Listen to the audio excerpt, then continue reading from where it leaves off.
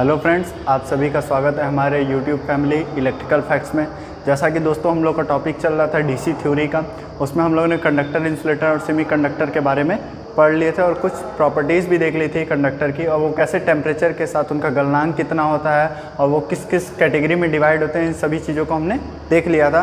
तो दोस्तों DC theory में अब हम आगे चलेंगे। जो हमारा नेक्स्ट टॉपिक है वो है सोल्डरिंग। ठीक है, तो आज का जो हमारा टॉपिक है वो है सोल्डरिंग। ठीक है, सोल्डरिंग क्या होता है और इसकी ज़रूरत क्यों पड़ी, ये दो चीज़ें अभी हम देखेंगे। कि सोल्डरिंग जो होता है, जब हमारा कोई तार, ठीक है, ब्रेक कर जाए, ठीक है, तार जब ब्रेक कर जाए तो उस तार में दोबारा से विद्युत धारा प्रवाह स्थापित करने के लिए सोल्डरिंग की जाती है, या तो उस पर ज्वाइंट मारा जाता है। ठीक है, उसे ही हम लोग क्या कहते हैं, वो जो प्रक्रिया की जाती है जोड़ने की, उसे ही हम लोग सोल्डरिंग कहते हैं। तो सोल्डरिंग का सीधा सीधा सा डेफिनेशन ये निकलता है कि सोल्डरिंग एक ऐसी प्रक्रिया है जिसमें दो भिन्न भिन्न पदार्थ के, ठीक है, दो भिन्न भिन्न पदार्थ के तारों को एक तीसरी धातु से, ठीक है, तीसरी धातु या एलॉय से जोड़ा जाए तो वो प्रक्रिया हमारी क्या कहलाएगी, सोल्डरिंग कहलाएगी। इसमें अगर हम लोग सीधे सीधे लिख देते हैं कि दो भिन्न भिन्न पदार्थ के, दो भिन्न भिन्न पदार्थ के तारों को एक तीसरी पदार्थ, तीसरी धातु या मेटल, ठीक है, याद रखिएगा यहाँ पे पदार्थ की जगह पे मेटल ही रखिएगा, मेटल। ठीक है, मेटल के तारों को एक तीसरी धातु मेटल से जोड़ा जाए तो वह सोल्डरिंग कहलाती है, तो वह प्रक्रिया सोल्डरिंग कहलाती है। ठीक है, सोल्डरिंग कहलाती है। ठीक, अभी देखिए इस सोल्डरिंग के कुछ पॉइंट होते हैं, प्रॉपर्टीज़ होते हैं, उन्हें हम लोग देख लेते हैं कि इसका क्या क्या पॉइंट है। सबसे पहला कि जो हमारा सोल्डर होना चाहिए, ये करते क्यों हैं, ठीक है, ये हम क्या जॉइंट मार के भी तो हम अपना काम चला सकते थे, क्यों नहीं, हम क्यों ये सोल्डरिंग की तरफ ही गए। तो सोल्डरिंग में सबसे अच्छी बात क्या होती है, इसको करने के फ़ायदे क्या है, यहाँ पे लिख देते हैं फ़ायदे। ठीक है, सोल्डरिंग करने के फ़ायदे क्या है। पहला पॉइंट है कि इसमें धारा प्रवाह 100% हो जाता है, धारा प्रवाह 100% हो जाता है। ठीक है, और दूसरा पॉइंट है कि इसकी मैकेनिकल स्ट्रेंथ बढ़ जाती है, मैकेनिकल स्ट्रेंथ बढ़ जाती है। ठीक है, जैसे कि अब दो तार बीच में से टूट गए, मैकेनिकल स्ट्रेंथ बढ़ जाती है। दो तार जब बीच में से टूट जाती है, ठीक है, तो उसमें क्या होगा, जब हम ज्वाइंट मारेंगे तो उसमें क्या होगा, थोड़ी सी मैकेनिकल स्ट्रेंथ वीक हो, टूटने के बाद तो स्वाभाविक सी बात है कि वो मैकेनिकल स्ट्रेंथ उसका वीक होना है। तो जब दो तार को वापस अगर हम जोड़ते हैं, या तो उसको हम सिर्फ टर्मिनेशन करके छोड़ दें, यानी उस पर दोनों तार को जोड़े, टेप मार के छोड़ दें, तो उस पर क्या मैकेनिकल स्ट्रेंथ कम हो जाएगा इन द कंपेरिजन ऑफ पहले की अपेक्षा। तो अब इसी मैकेनिकल स्ट्रेंथ को वापस गेन करने के लिए हम लोग क्या करते हैं, तीसरा मेटल का, ठीक है, ये जो तीसरी मेटल है या एलॉय है, उसी का क्या करते हैं हम लोग, उस पर एक परत चढ़ा देते हैं, दोनों तार को बीच में ला के फिलिंग करते हैं। ठीक है, उस मेटल का फिलिंग करते हैं, तो उसी को हम लोग कहते हैं कि सोल्डरिंग करने से हमारा मैकेनिकल स्ट्रेंथ बढ़ जाता है। तो दोस्तों अभी देखिए कि इसमें जो हमारा सोल्डरिंग है, ठीक है, सोल्डरिंग है, इसमें क्या क्या चीज़ें प्रयोग की जाती हैं और ये सोल्डरिंग कितने प्रकार की होती है या कैसे कैसे करते हैं। तो यहाँ पे देखते हैं, अभी ये तो इसके फ़ायदे हो गए। ठीक है, फ़ायदे के बाद देखा जाए तो यहाँ पे मिलेगा आपको कि इसमें कंपोनेंट, यानी इसमें क्या क्या कंपोनेंट यूज़ होंगे। कंपोनेंट मतलब सबसे पहला होता है सोल्डर वायर। क्या होता है, सोल्डर वायर। ठीक है, ये सोल्डर वायर क्या होता है, ये एक एलॉय है। क्या है, एलॉय है, ये आपका एलॉय होता है। एलॉय यानी दो भिन्न भिन्न धातुओं का मिक्सचर करके जो तीसरी धातु बनती है उसे हम लोग क्या कहते हैं, एलॉय कहते हैं। और जो सोल्डर वायर होता है वो हमारा कहता है एलॉय होता है। ठीक है, ये दो टाइप के होते हैं। इसकी एक प्रॉपर्टी होती है, ठीक है, ये एलॉय जो है, ये सोल्डर वायर जो है, इसकी एक प्रॉपर्टी है कि इसका जो गलनांक होगा, ठीक है, इसका गलनांक जो होगा वह कम होगा जोड़े जाने वाली धातु से, जोड़े जाने वाली, ठीक है, धातु से। मतलब कि जो दो वायर हम लोग इसको ज्वाइंट कर रहे हैं, जो तीसरा वायर इसमें हम ऐसे चढ़ाएंगे, इस पर कवरिंग तीसरा वायर का जो चढ़ाएंगे, शोल्डर का टाका जो लगाएंगे, उसका गलनांक क्या हो जाना चाहिए, इन दो वायरों की अपेक्षा कम होनी चाहिए। क्यों कम होनी चाहिए? अगर ये दोनों वायरों की अपेक्षा अधिक रहा तो जैसे ही हम इस पर सोल्डरिंग आयरन रखेंगे ये क्या होगा, ये दोनों वायर गल जाएंगे और हमारा सोल्डर तो उस समय गलेगा नहीं, तो इसलिए जोड़ हमारा क्या हो जाएगा, एकदम बकवास हो जाएगा, या वो वायर जुड़ेंगे ही नहीं। ठीक है, तो इसीलिए कहा जाता है कि इसका जो गलनांक है वो क्या होना चाहिए, कम होना चाहिए। अभी देखते हैं सोल्डर वायर कितने टाइप के होते हैं। तो ये सोल्डर वायर जो होते हैं ये हमारे 2 टाइप के होते हैं। ठीक है, 2 टाइप के होते हैं और इसी में सोल्डरिंग की प्रक्रिया भी कह लीजिए एक तरह से। इसमें तो है हार्ड सोल्डर, ठीक है,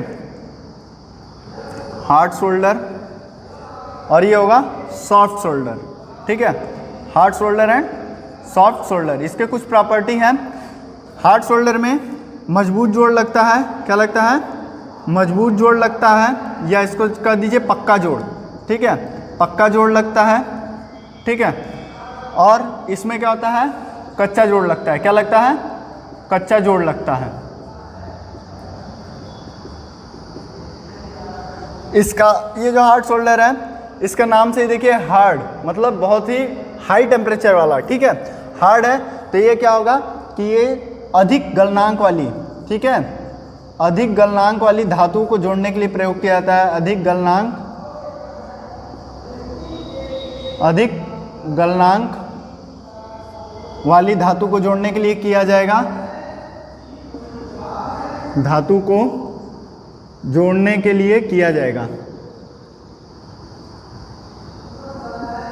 के लिए किया जाएगा। ठीक है, और यहाँ पे ये जो सॉफ्ट सोल्डर है ये कम गलनांक वाली धातु के लिए, ठीक है, कम गलनांक वाली धातु के लिए प्रयोग होता है। ठीक है,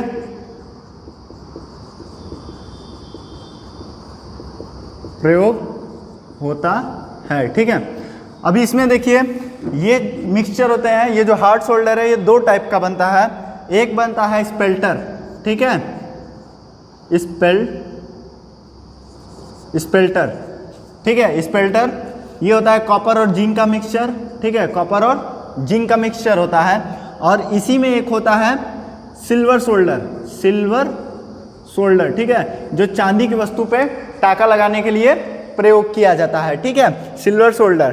ठीक है, ये जो होता है सिल्वर सोल्डर जो होता है ये आपका मिक्सचर होता है कॉपर प्लस सिल्वर का। किसका? कॉपर प्लस सिल्वर का मिक्सचर होता है। ठीक है, और जो सॉफ्ट सोल्डर होता है ये जनरली मिक्सचर होता है लेड और टीन का। किसका? लेड और टीन का। ठीक है,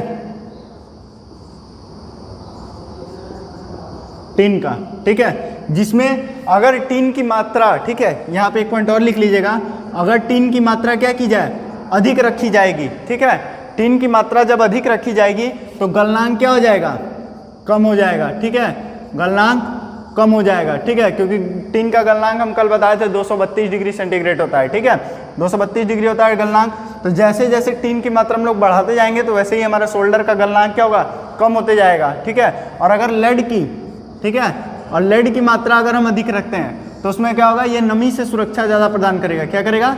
नमी से सुरक्षा ज़्यादा प्रदान करेगा। ठीक है, सुरक्षा प्रदान करेगा। क्लियर है? ये सारी पॉइंट याद रखिएगा। इस पे जरूर क्वेश्चन पूछ लेता है कि अगर टीन की मात्रा अधिक रखे तो उसमें क्या इफेक्ट पड़ेगा। ठीक है, ये स्पेल्टर जो होता है ये कॉपर और जिंक का मिक्सचर होता है, और सिल्वर सोल्डर क्या होता है, कॉपर और सिल्वर का मिक्सचर होता है। अगर गोल्ड, इसमें गोल्ड भी, अगर गोल्ड पे सिल्वर तो वो टाका लगाना रहता है या सोल्डरिंग करनी रहती है तो उसमें क्या करते हैं, गोल्ड का भी मिक्सचर यहाँ पे थोड़ा सा गोल्ड भी जोड़ देते हैं। ठीक है, तो दोस्तों ये रहा अभी हमारा हार्ड सोल्डर और सॉफ्ट सोल्डर। अभी कुछ पॉइंट है उसे आप लोग नोट कर लीजिएगा। लेते हैं कुछ पॉइंट्स यहाँ पे। पहला पॉइंट होता है कि जो सॉफ्ट सोल्डर होता है उसमें ज़्यादातर, सॉफ्ट सोल्डर जो होगा हमारा उसमें ज़्यादातर 60-40, ठीक है, 60 टीन, ठीक है, प्लस 40 लेड।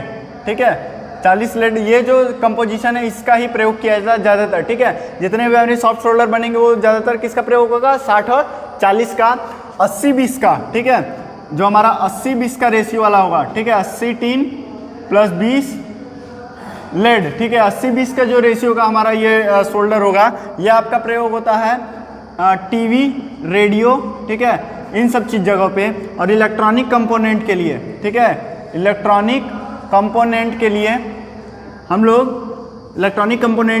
50-50% का, ठीक है, 50 टीन प्लस 50 लेड, इन दोनों का मिक्सचर का प्रयोग करते हैं। ठीक है, अभी देखिए एल्युमिनियम के लिए एल्युमिनियम मेटल के लिए, ठीक है, एल्युमिनियम मेटल के लिए एल्का पी, ठीक है, एल्का पी नाम का सोल्डर प्रयोग होता है। ठीक है, सोल्डर प्रयोग होता है, जिसका कंपोजिशन होता है वो होता है टिन 70, जिंक 25, ठीक है, एल्युमिनियम आपका होता है 3%, ठीक है, एल्युमिनियम 3% प्लस फास्फर टिन, ठीक है, फास्फर टिन का भी प्रयोग किया जाता है यहाँ पे 2%, कितना किया जाता है 2%, ठीक है। तो ये होता है इसका कंपोजिशन एल्युमिनियम मेटल के लिए। अभी दोस्तों ये तो रहा हमारा सोल्डर वायर के बारे में। इसके बाद अभी हम लोग देखते हैं कि इसमें जो हमारा सोल्डरिंग आयरन होता है वो कितने टाइप का होता है। तो सोल्डरिंग आयरन जो होता है हमारे इलेक्ट्रिकल टाइप से भी हम लोग सोल्डरिंग कर सकते हैं। उसमें क्या होती है, कॉपर की बिट होती है। क्वेश्चन बार बार पूछा जाता है कि सोल्डरिंग आयरन की बिट किसकी बनी होती है, कॉपर की बनी होती है, ध्यान रखिएगा आप लोग हमेशा। उसके बाद हम लोग इसको कड़छी और इसका सोल्डरिंग पॉट करके एक आता है और वो होता है, इसका पात्र होता है, उसमें क्या करते हैं हम लोग, उसमें दो धातु को ऐसे रख देते हैं हीट करके, उस पर क्या करते हैं, फिर सोल्डर का उस पर गिराया जाता है तो वहाँ पे जॉइंट लग जाता है। अभी देखिए कुछ इसके बाद होती है फ्लक्स, ठीक है, ये तो हमारा सोल्डर और हमारा सोल्डरिंग आयरन की बात हुई, ठीक है। अभी इसके बाद याद रखिएगा कि इसमें एक और चीज़ें प्रयोग होती है सोल्डरिंग करने के लिए, वो होती है फ्लक्स। क्या होती है, फ्लक्स, ठीक है। फ्लक्स क्या होता है उसको देख लेते हैं, ठीक है। फ्लक्स होता है, ये हमारा क्या होता है कि जो भी धातु जोड़ी जाती है, ठीक है, उस पर ऑक्साइड की परत न चढ़े, ठीक है, ऑक्सीडाइजेशन ना हो उस मटेरियल का, इसलिए हम लोग क्या करते हैं, फ्लक्स का यूज़ करते हैं। तो यहाँ पे लिख सकते हैं कि फ्लक्स क्या करता है, हमारा ऑक्सीडाइजेशन को रोकता है, ऑक्सीडाइजेशन को रोकता है, ठीक है, ऑक्सीडाइजेशन को रोकता है। फिर उसके बाद दूसरा सोल्डर को, ठीक है, सोल्डर वायर को पूरे तार पर फैलने में सहायता करता है। पूरे जोड़े जाने वाली तार पर फैलने में सहायता करता है, तार पर फैलने में सहायता करता है, ठीक है।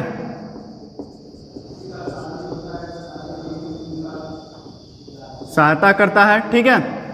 फिर उसके बाद ये जो हमारा क्या बोलते हैं वायर होता है, जो वायर होता है, ठीक है, वायर के सतह को भी क्या करता है, साफ करता है, सतह को साफ करता है, ठीक है, सतह को साफ करता है। अभी देख लेते हैं कुछ हमारे फ्लक्स हैं, उनको अभी मैं लिख दे रहा हूँ, उसके बारे में फिर अभी डिटेल में बता रहा हूँ।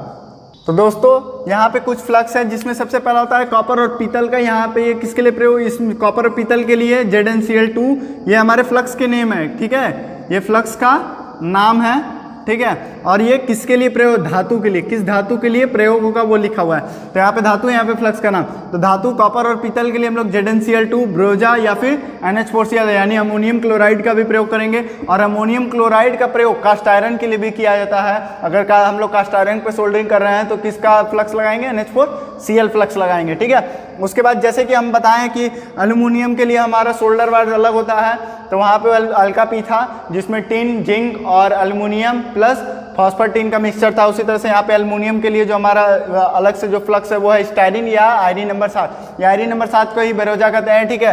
ये थोड़ा सा बस डिफरेंस होता है इन दोनों के बीच में, कोई ज़्यादा डिफरेंस नहीं होता है। उसके बाद GI जो है इसका पूरा नाम है गैल्वेनाइज्ड आयरन। ये गैल्वेनाइजेशन के समय हम जब कंडक्टर पढ़ाए तब भी बताते कि गैल्वेनाइज्ड आयरन वहाँ पे बनता है, आयरन के ऊपर जिंक की परत चढ़ा देते तो उसे गैल्वेनाइज्ड आयरन कहेंगे। तो उसके लिए हम लोग क्या प्रयोग करेंगे, HCl एसिड यानी हाइड्रोक्लोरिक एसिड का प्रयोग करेंगे उस फ्लक्स के रूप में। और एक बात ये ध्यान रखिएगा कि जो हमारा फ्लक्स होता है वो पेस्ट, ठीक है, पेस्ट और लिक्विड, ठीक है, पेस्ट लिक्विड यानी लेई, समझ रहे हैं, लेई के फॉर्म में उपलब्ध होगा, क्लियर है। यानी ये दो टाइप में होगा, एक पेस्ट में भी होगा या लिक्विड में भी हो सकता है, ठीक है। तो दोस्तों आज की बस क्लास में इतने हैं। अभी हम लोगों ने सोल्डरिंग पढ़ा, उसमें क्या क्या प्रयोग होने वाली चीज़ें के बारे में देखा और वो किस तरह से सोल्डरिंग की जाती है, इन सभी चीज़ों को देखा। तो दोस्तों अगर आपको हमारा क्लास अच्छा लगे तो लाइक करिएगा, शेयर करिएगा और हमारे चैनल को सब्सक्राइब करिए। न्यू नोटिफिकेशन के लिए बेल आइकन जरूर प्रेस करें। Thank you.